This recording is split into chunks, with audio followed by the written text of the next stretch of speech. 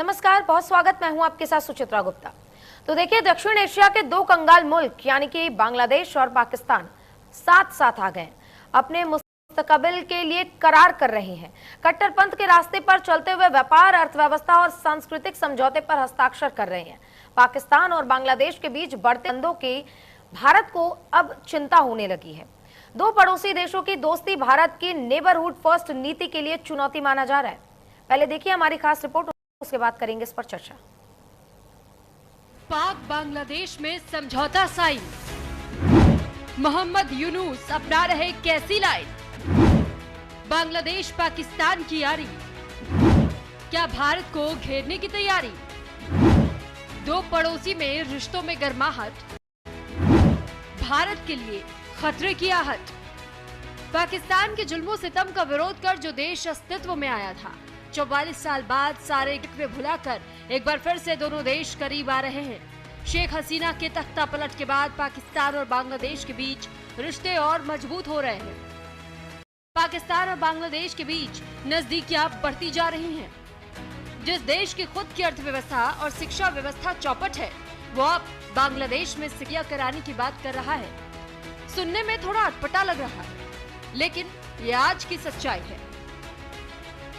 13 साल बाद पाकिस्तान का विदेश मंत्री बांग्लादेश के दौरे पर है। बांग्लादेश की अंतरिम सरकार पलक पावड़े बिछाकर पाकिस्तान का इस्तकबाल कर रही है। बाकायदा रेड कार्पेट वेलकम किया।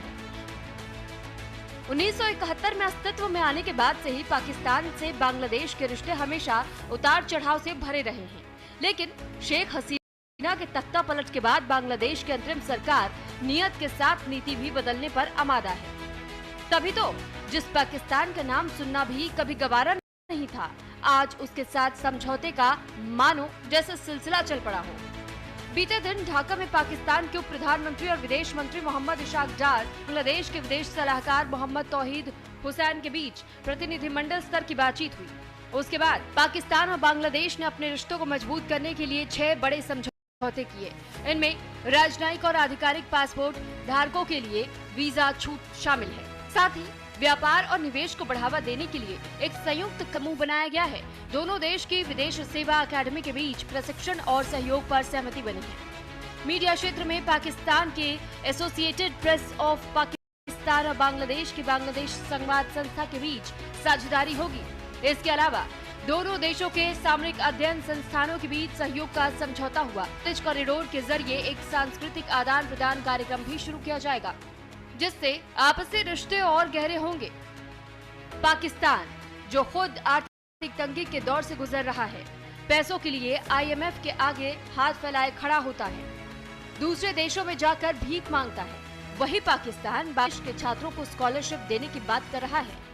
भीख मांगकर गुजारा करने वाला देश बांग्लादेश की ओर मदद का हाथ बढ़ा रहा है। भारत के लिए पाकिस्तान का एक कदम कई मायनों में अहम है। पाकिस्तान और बांग्लादेश के बीच बढ़ते रिश्ते भारत की नेबरहुड फर्स्ट पॉलिसी के लिए चुनौती के तौर पर देखा जा रहा है। पाकिस्तान और बांग्लादेश ऐसे समय करार हुआ है जब दोनों देशों की अर्थव्यवस्था हिचकोले खा रही है।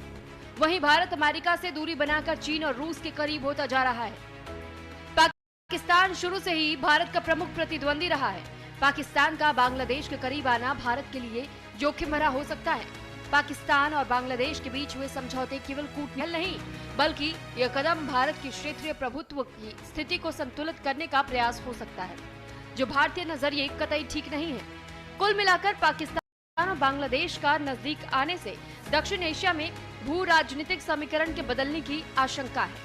पाकिस्तान का यह कदम चीन की स्ट्रिंग ऑफ पर्ल्स रणनीति का हिस्सा हो सकता है, जिसका मकसद भारत को घेरना है। अगर पाकिस्तान और बांग्लादेश के संबंध मजबूत होते हैं तो चीन दोनों देशों के साथ मिलकर मजबूत गुट बनाने की कोशिश कर सकता है। हालांकि देखने वाली बात तो ये होगी कि इन समझौतों से दोनों देशों के रिश्तों की गर्माहट कितनी दूर तक जाती है। Bureau report, news India. तो देखा आपने कि जो देश खुद खाने पीने की जिसकी स्थिति नहीं है, अपने आवाम को खिलाने की स्थिति नहीं है, वो देश को मदद करने के लिए आगे बढ़ रहा है। आज इसी पर करेंगे चर्चा कि क्या इस हस्ताक्षर से, क्या इस करार से भारत पर असर पड़ेगा, और अगर असर पड़ेगा तो कैसा, और इसके बाद भारत को क्या चुनौतियों का सामना करना पड़ सकता है, भारत किस तरीके से उभरेगा इन तमाम मुद्दों पर। हमारे साथ दो खास मेहमान जुड़ गए हैं। पाकिस्तानी पत्रकार शोएब चौधरी हमारे गए हैं और मेजर जनरल राजन कोचर जी डिफेंस एक्सपर्ट के तौर पर जुड़ गए हैं। उनका रुख करेंगे और सीधे चर्चा की शुरुआत करेंगे। सर, आप दोनों का सबसे पहले तो बहुत बहुत स्वागत है। और राजन कोचर जी, सबसे पहले आपके साथ शुरुआत करना चाहूंगी, क्योंकि दो देशों का आपस में करार हुआ है जो कभी एक दूसरे को अपना दुश्मन माना करते थे, और ये तस्वीरें देख रहे हैं सर की क्या दर्शाता है। कहीं ना कहीं ये भी सवाल उठ रहा है कि ये दोनों देश मिलकर चाइना के साथ कहीं हाथ मिलाकर भारत को घेरने की तैयारी तो नहीं कर रहे हैं। धन्यवाद सुचित्रा जी। जो आपका शक है वो एक फैक्ट है, क्योंकि बांग्लादेश और पाकिस्तान के बीच में इतनी नज़दीकियां हमने पहले नहीं देखी। और अगर आपको याद होगा, कुछ साल पहले जो चिटागोंग हिल ट्रैक्ट का एरिया था, वहाँ पे आईएसआई के गढ़ होते थे और टेररिस्ट कैंप्स NCCN-IM और ये सारे जितने भी टेररिस्ट ऑर्गेनाइजेशंस थे, ये यहाँ से ऑपरेट करते थे। और शेया के आने के बाद ये सब बंद हुआ। अब मुझे ऐसा लगता है कि ट्रेड तो अपनी जगह है। देखिए, ट्रेड के ऊपर भारत का कोई फर्क नहीं पड़ने वाला। जैसे आपने बताया कि ये देश एक दूसरे को क्या दे सकते हैं जब इनकी अपनी इकोनॉमी इतनी वीक है।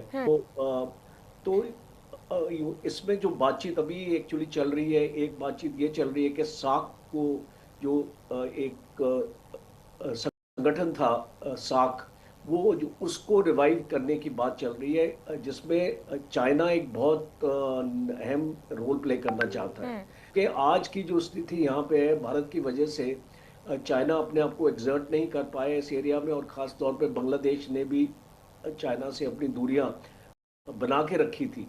पर अभी जो स्ट्रैटेजिक जो एनालिसिस उभर के आ रहा है, वो ये आके चाइना, बांग्लादेश और पाकिस्तान, ये तीनों एक गुट बनाने की कोशिश कर रहे हैं। और अगर आपकी नज़र में अबाउट एक महीना पहले DG ISPR जो हैं पाकिस्तान के जनरल चौधरी, DG ISPR ने एक स्टेटमेंट दिया था कि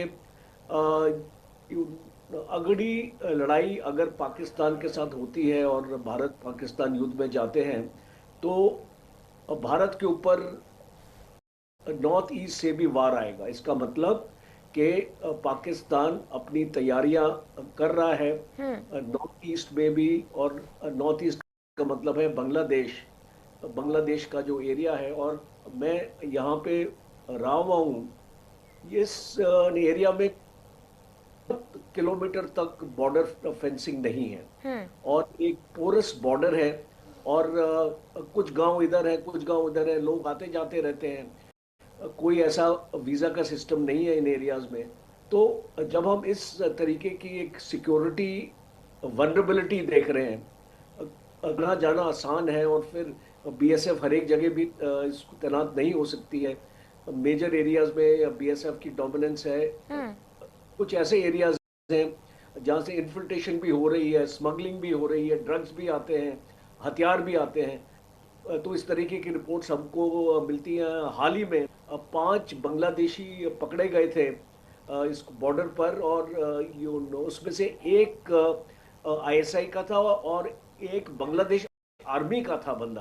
तो आप समझ सकते हैं, ये जो नेक्सस अभी डेवलप हो रहा है, ये खाली ट्रेड से आप इसको लिमिटेड एक्चुअली मत, बिकॉज ट्रेड की आड़ में बहुत कुछ और चीज़ें बांग्लादेश में आएंगी। और हो सकता है कि हथियार भी जो चाइना के हैं वो पाकिस्तान के रूट से आए, और चाइना अपने आप को इसको दूर रखने की कोशिश करे और अपनी इन्वॉल्वमेंट इसमें इसको दिखाने की कोशिश ना करे।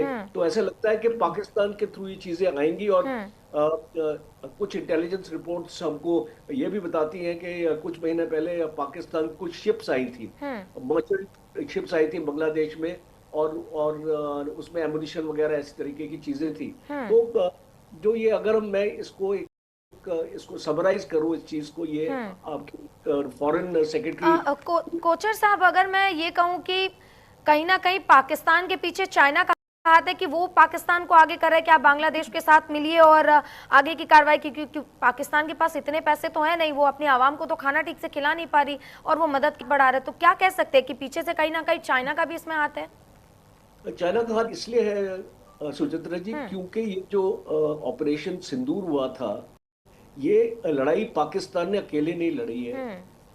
ये एक, मैं इसको मान सकता हूँ, प्रॉक्सी लड़ाई है, क्योंकि चाइना का पूरा इक्विपमेंट इसमें इस्तेमाल हुआ था। चाइना भारत के साथ डायरेक्टली लड़ाई में पड़ना नहीं चाहता है, बिकॉज वो जानता है कि इस लड़ाई में चाइना का भी बहुत नुकसान होगा, इसीलिए वो पाकिस्तान को इस्तेमाल कर रहा है भारत के अगेंस्ट लड़ाई एक्चुअली करने के लिए। और बिल्कुल बिल्कुल बिल्कुल।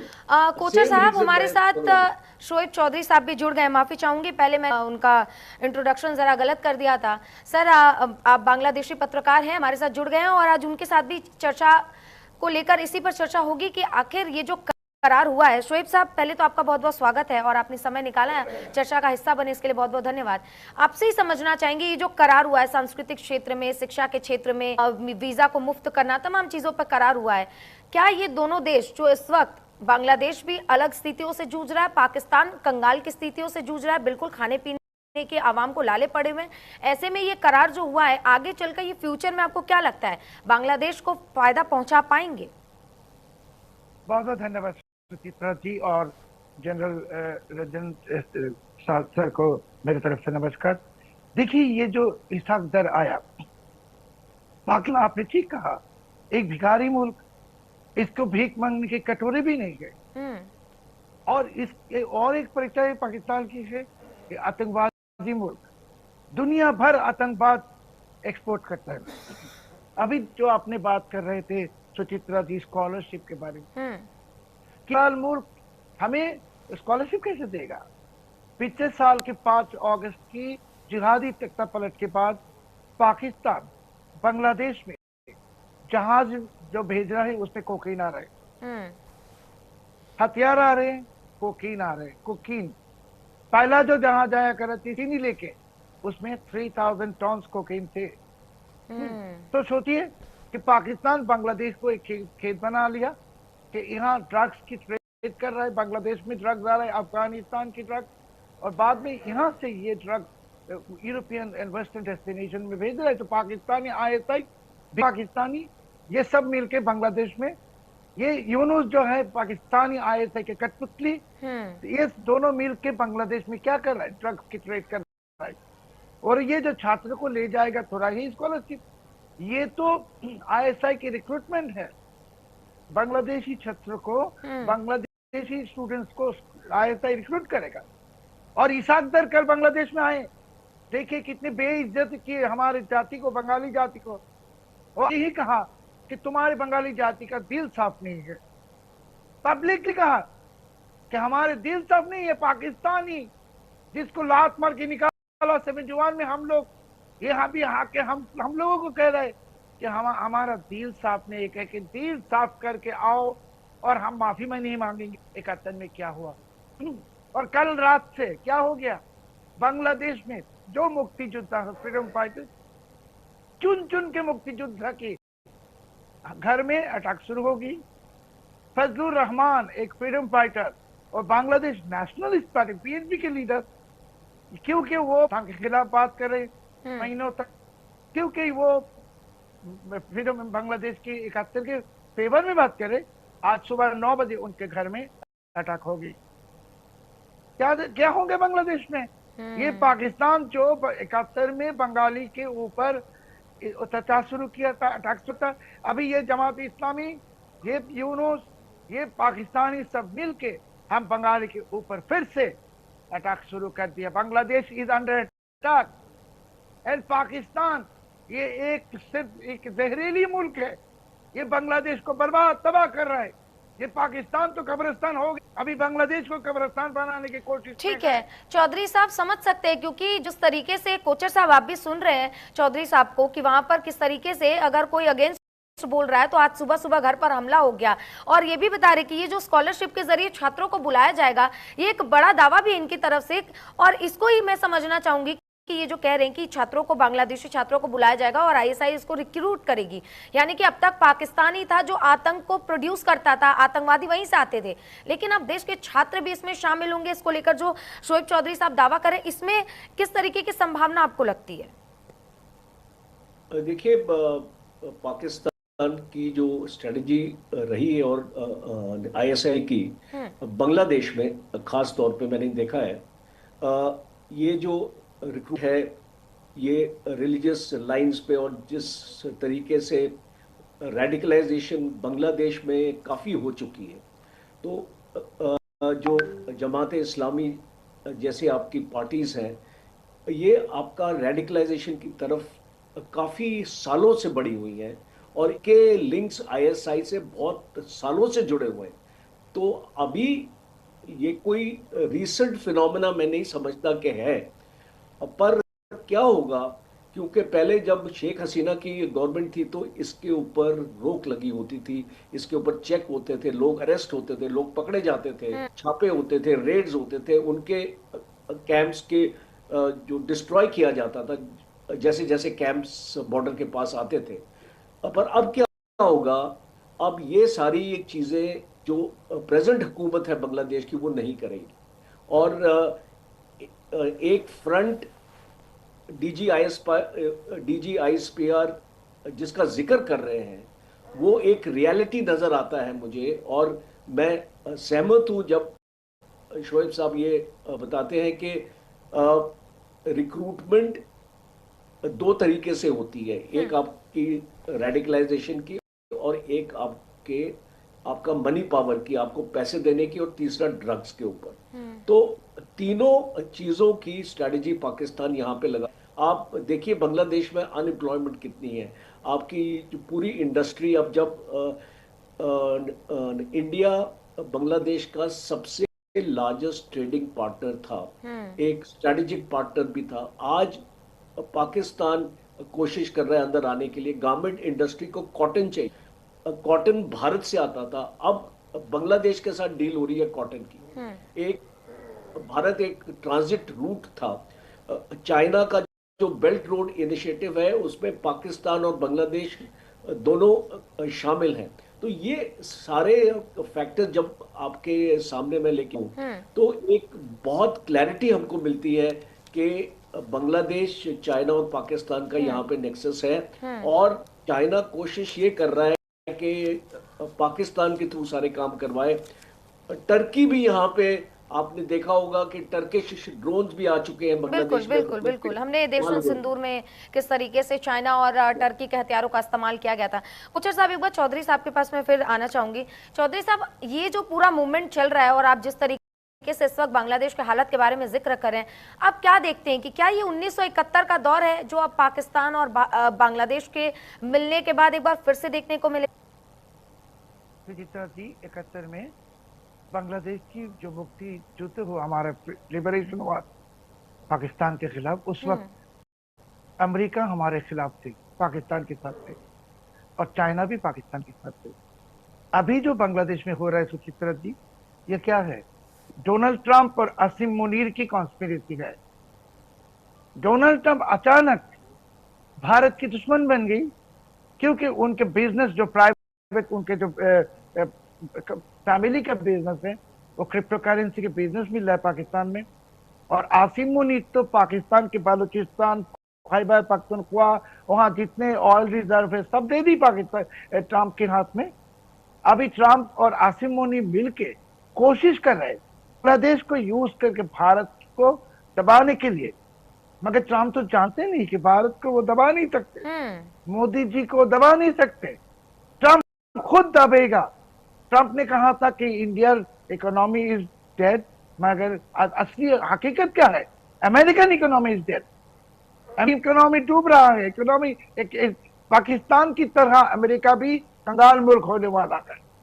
अभी ये साजिश जो है अमेरिकी डीप स्टेट, डोनाल्ड ट्रंप और आसिम मुनीर की, चाइना बैकफुट में चले गई।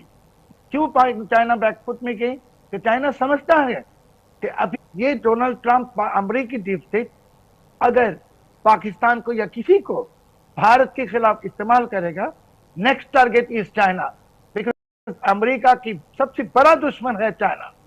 हमारे को लगता है कि चाइना अभी बैकफुट में है, चाइना भारत के साथ हाथ मिलाएगा। बांग्लादेश में अभी जो चल रहा है जी, मैंने जैसे बताया कि कोकीन आ रहे हैं, ये छात्र को ले जाएगा पाकिस्तान रिक्रूटमेंट के लिए। खुले आम बांग्लादेश में फ्रीडम फाइटर्स के घर में अटैक हो रहे हैं। मैंने जैसे कहा सुबह 9 बजे फजलुर रहमान फ्रीडम फाइटर, उनके घर में अटैक हो गई। और सबसे बड़ी बात, पाकिस्तानी ये आया इसाक दर, ये पब्लिक ब्रॉडकास्ट में टेलीविजन चैनल्स के सामने कह रहे कि बांग्लादेश की बंगाली के दिल साफ नहीं।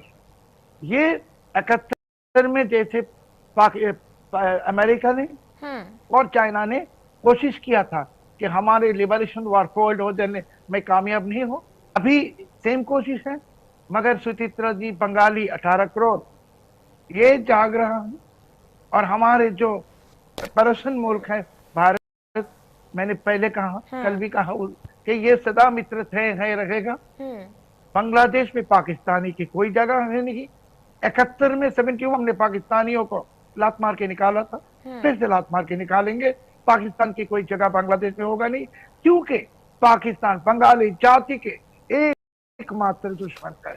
बिल्कुल चौधरी साहब, आपसे ये भी समझना चाहेंगे, जिस तरीके से अभी मोहम्मद यूनुस की तानाशाही चल रही है, अलग अलग फरमान जारी किए जा रहे हैं, करार किए जा रहे हैं, समझौते किए जा रहे हैं पाकिस्तान के साथ मिलके, ऐसे में जब तानाशाही चल रही है, आपको क्या लगता है कि आगे कब बांग्लादेश में चुनाव होंगे? क्योंकि आम जनता तो चुनाव की मांग कर रही है। वहीं शेख हसीना का आना बिल्कुल तरीके से बैन हो गया, वो जा भी नहीं सकते अपने देश, क्योंकि जाते उनकी गिरफ्तारी हो जाएगी। चुनाव कब हो सकते हैं, होंगे भी या नहीं? क्योंकि तानाशाही देखते हुए मोहम्मद यूनुस तो बहुत आराम से अपनी जिंदगी काट रहे हैं और बांग्लादेश को पाकिस्तान के साथ मिलाकर दुनिया के पटल पर सामने ला रहे हैं। और आगे तो इसका नतीजा, खैर ये तो आगे ही डिसाइड होगा। ये आपको क्या लगता है, क्या होने वाला है आगे?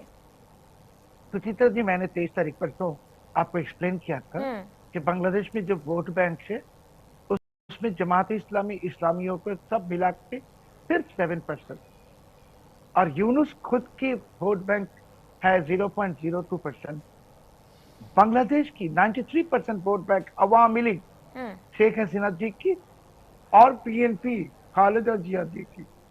अभी ये अवामी लीग और पीएनपी को छोड़ के कोई चुनाव तो नहीं हो सकता है। और यूनुस चुनाव इसके लिए नहीं करेगा कि इलेक्शन होगा तो पीएनपी पावर में आएगा, नहीं तो अवामी लीग पावर में आएगा, क्योंकि इलेक्शन तो इंक्लूसिव करना ही पड़ेगा यूनुस। बिल्कुल बिल्कुल बिल्कुल। तो यूनुस अगर ऐसे सोचे कि यूनुस ने अवामी लीग को बैन करके रखा, करके ही चुनाव किया, तो पीएनपी पावर में आ जाएगा। पीएनपी तो यूनुस की बात थोड़ा ही सुनेगा। सो यूनुस अभी इलेक्शन कोई देने की मांगता है यूनुस की, फरवरी के बाद छोड़िए, ये 2030-40 तक जितने दिन ये मरेगा नहीं, उस दिन तक कोई इलेक्शन नहीं देगा। उसको तो जितने दर्शक भी हमें सुन रहे हैं उनके लिए भी जानना बेहद जरूरी है, क्योंकि देखिए लगातार ये चीजें चल रही थी और अब बांग्लादेश और पाकिस्तान हाथ मिलाते हुए नजर आ रहे हैं, कहीं ना कहीं चर्चा जरूर है। अब दोनों मेहमानों का बहुत बहुत धन्यवाद चर्चा में जुड़ने के लिए और अपना कीमती समय देने के लिए।